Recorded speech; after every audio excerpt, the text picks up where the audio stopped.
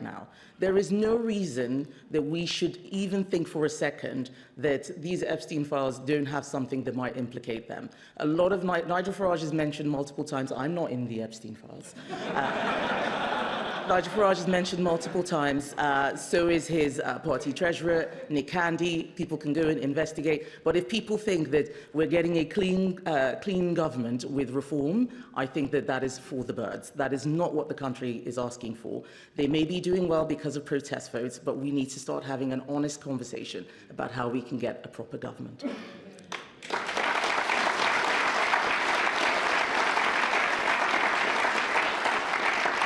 Helen William? PA? No? Okay. Tim Stanley, Daily Tea. Thank you. Good morning. Oh, I have to stand. No, I don't have to stand up. Do I have to stand up? Okay, fine. I'm going to stand up for the camera. And now I've knocked my coffee over. No, don't worry about that. That's fine. Good morning. You've invited Labour MPs to kick out Keir Starmer and, quote, do better. Well, if they did do that, it's very likely they would replace him with Angela Rayner. Speaks for itself. What do you think of Angela Rayner? Do you really think she would make for a, quote, better government? And is there a risk that in defenestrating the Labour moderates, you're actually inviting a proper socialist to take over Britain? So I think that is an excellent question. I'm not worried about Angela Rayner. I think that I can deal with Angela Rayner. The real...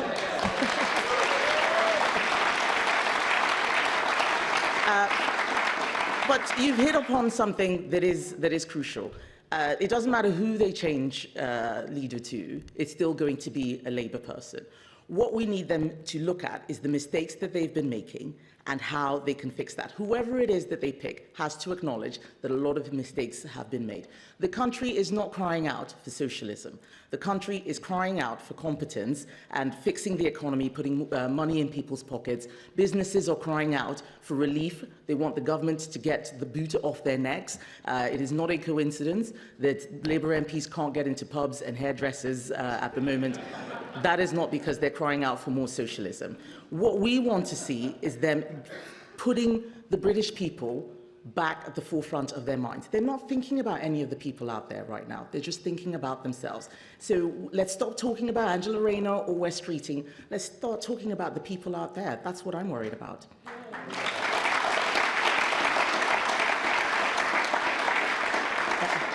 Lucy Fisher, FT. Ms Badenoch, the Conservatives have raised concerns about the links between Peter Mandelson and the US technology firm Palantir, which has gone on to win UK public sector contracts. Is there a wider problem here with political appointments for key ambassadorial roles if they go to people with complex business and corporate interests? Are you in favour of scrapping political appointments in favour of professional diplomats, or for introducing new safeguards to stop this kind of potentially conflicted interests? Thank you. So our issue is not with Palantir, or even Palantir and Peter Mandelson. It's the fact that the meetings were not minuted, so no one knows what was discussed. And then there was a direct grant of £240 million, not a tender, not a bid. That's something that needs to be looked at very, very closely. That's the issue. It's not really about the political appointment. Political appointments can be good, they can be necessary. Just don't pick the best friend of a convicted paedophile who's still been hanging out with him afterwards. That's the real issue.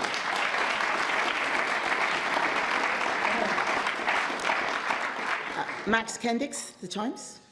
Thank you. You say you know you're not in the files, but there is an email in the files suggesting that David Cameron's top aides tried to set up a meeting between him as Prime Minister with Jeffrey Epstein and Woody Allen in Paris. That meeting never ended up happening, but are you absolutely confident there are no connections between senior Conservatives and Jeffrey Epstein? I'm a senior Conservative. I have a great shadow cabinet. A meeting that never happened, which somebody asked for, I don't think is particularly interesting or relevant. There are lots of people's names in those files. My name isn't in them. Neither is anyone in my shadow cabinet, as far as I'm aware. I think I don't think, James, are you in the files? No. No. Okay. I think we're good. I think we're good.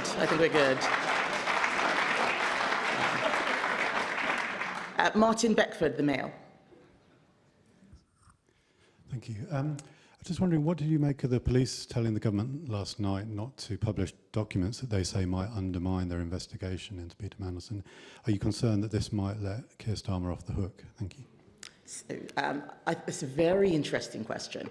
So Keir Starmer was leaning on that in his speech, saying, I really wanted to release all the files, but the police have asked me not to.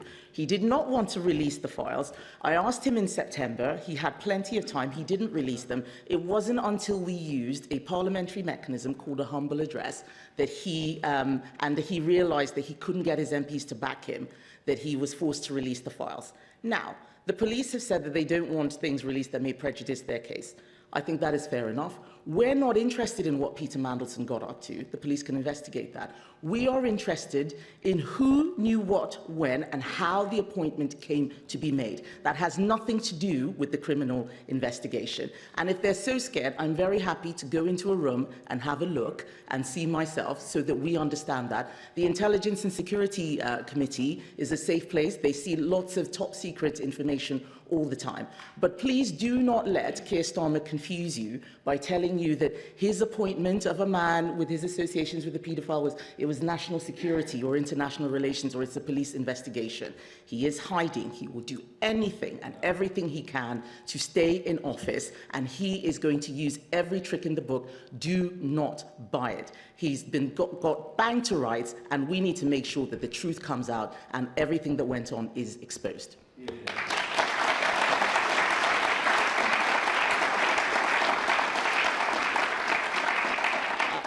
Martin Brown, The Express. Thank you. What should the public be most worried about? The fact that Keir Starmer gave Mandelson the job when he knew that he'd stayed matey with Jeffrey Epstein after his conviction, or the fact that we have a Prime Minister now who has no authority in his own party and within Parliament? Thank you.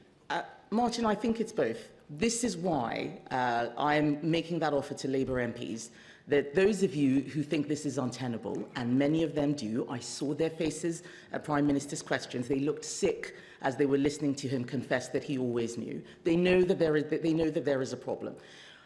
Up until now, Britain has not been governed. All those examples I gave, their inability to get legislation through, the ridiculous budget of 2024, the worst budget of 2025, hitting pubs, small businesses, farmers, the endless U-turns.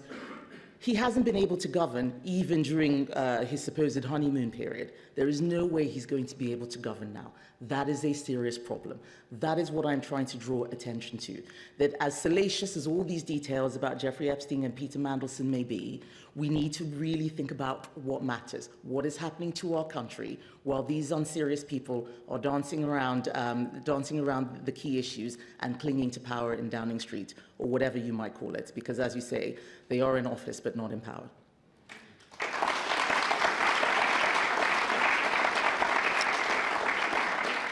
Kitty Donaldson, BI. Thank you. I was just wondering, do you think it would make any difference if Sir Keir Starmer sacks Morgan McSweeney? And secondly, is anyone in the cabinet you admire, Wes Streeting, for instance? Is there anyone in the cabinet that I admire? No.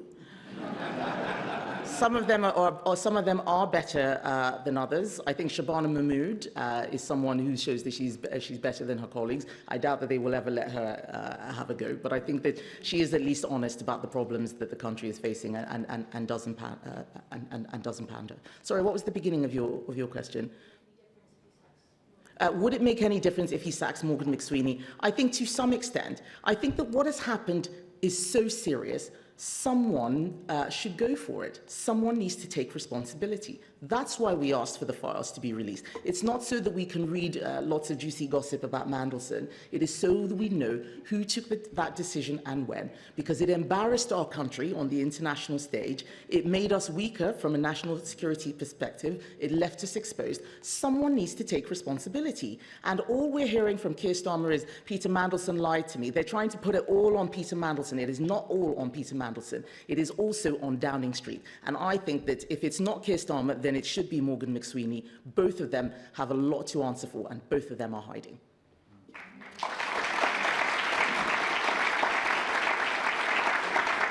And finally, Noah Hoffman from The Sun. Thank you, Kemi. Just quickly turning to crime and justice.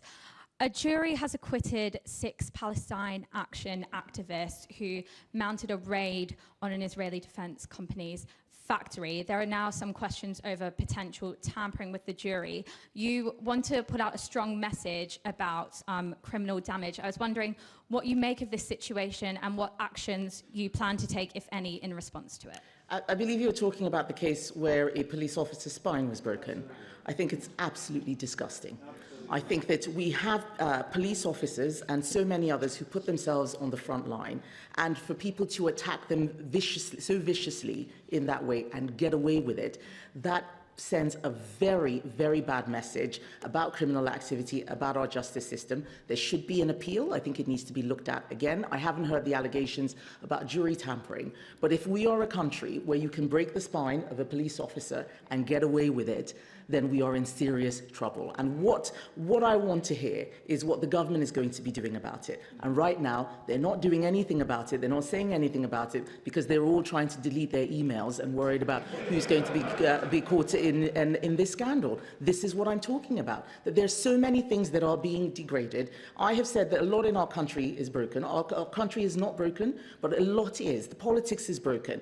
There are a lot of issues in the judicial system. There are problems with borders. There are problems with public order. We need to start getting real solutions to that. Many of those things, we didn't fix properly in government. Some of them we did, but now is the time. We've come up with better plans. We have plans to have more police officers. We have plans to fix the borders to make sure that people who come in are people who should be here, and so much more.